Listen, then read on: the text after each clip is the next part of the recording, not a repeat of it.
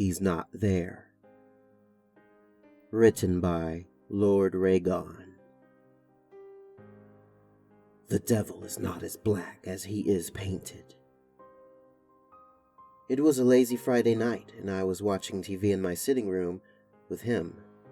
The room was dark, with the only light coming from the luminous screen. I'm sitting in the recliner while he is sitting on the couch.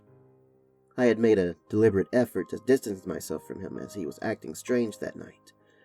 He was staring blankly at the screen, almost forgetting to blink at times. He wasn't doing or saying anything at all, just staring. At that point, I was getting sick of him and wanted him to leave. It was already 12:30, so that was the perfect excuse to get him out of my house. "Hey, Mike, it's getting pretty late now.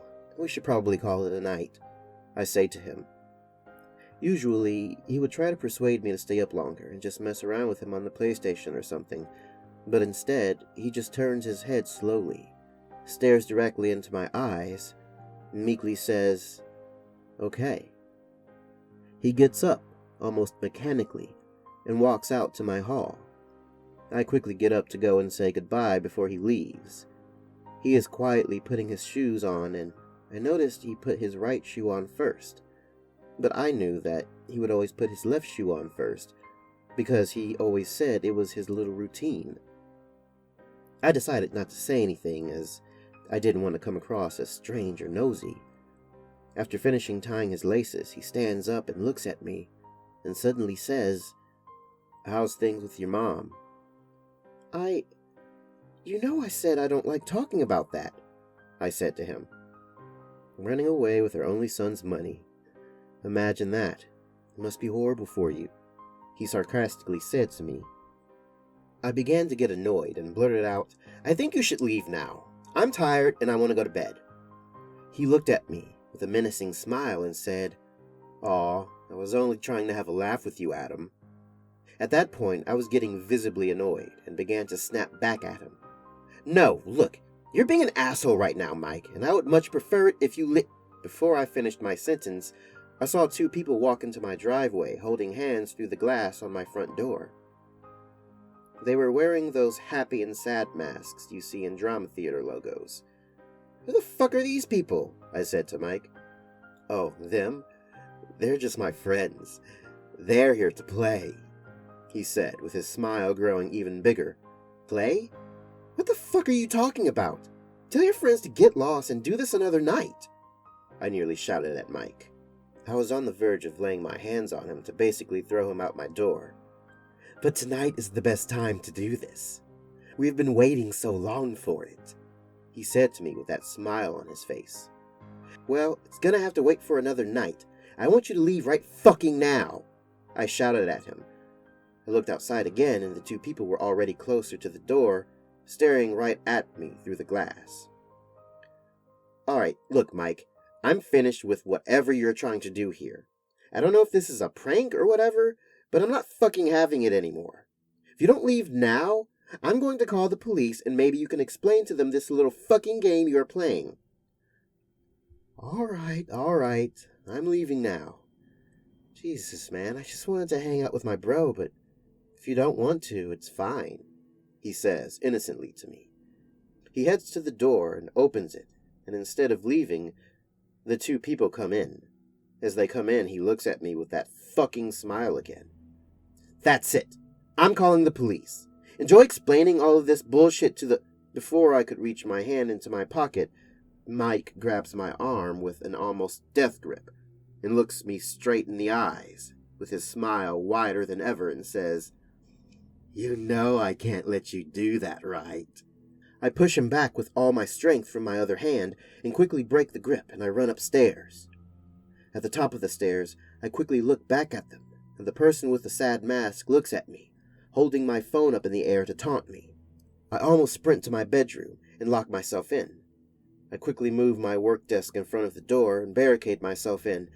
My heart was racing and I couldn't stop panicking. I sit in front of my barricade and let my head slump into my hands, and I try to calm myself down.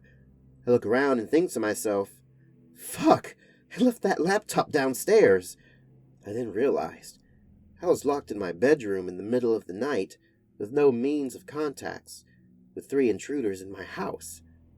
Luckily, the 3 never came upstairs, and I was able to go through the night relatively unharmed. By morning, I was exhausted, as I couldn't get any sleep with the panic I was in. I looked out my bedroom window down into my front garden and saw that my front door was still open from last night. I then went to the barricade and carefully moved it, and quietly snuck out and looked down the stairs. Nothing.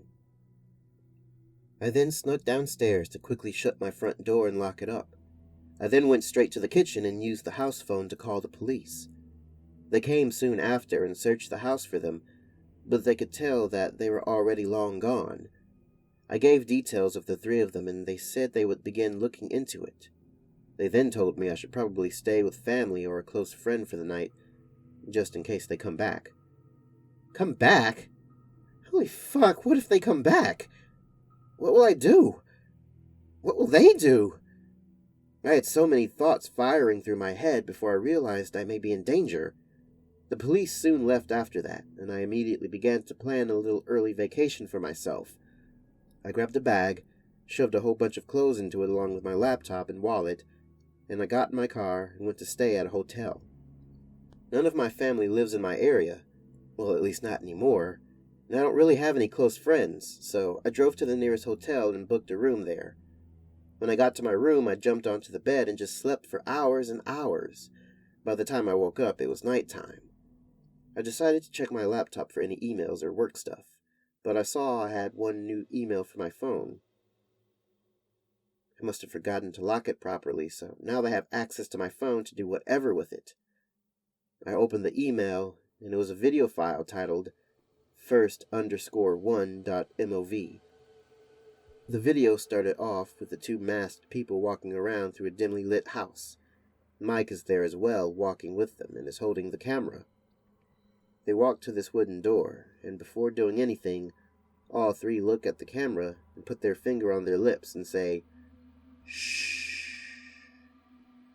They then slowly open the door and sneak over to a bed where a husband and wife are sleeping. Mike then leaves the camera on the desk at the front of the room, giving a perfect view of the entire room. Mike then pulls out a balloon and starts blowing it up. He blows it up to almost where it is about to burst and pulls out a pen. He looks at the camera smiling and gets the balloon and is about to stab it with the pen, but then goes back to pretending to laugh like a clown. He then gets ready to pop it and goes to stab, but purposefully misses and laughs like a clown again. The 3rd time he does it, he grabs the pen and goes straight for the balloon, making a huge pop, waking the husband and wife up, and they quickly start screaming after seeing the 3 in their room. At that point, the video cut to both of them laying full under the covers, making a clear shape of their bodies, but with blood all over the sheets and the wall behind them. I quickly shut the laptop, horrified at what I just watched. I immediately sent the video over to the officer that was at my house today. I then thought to myself, what if that was me? What if I wasn't lucky enough to get upstairs in time? What would have happened to me? I will post any updates I get, and I will upload details if I get another video track.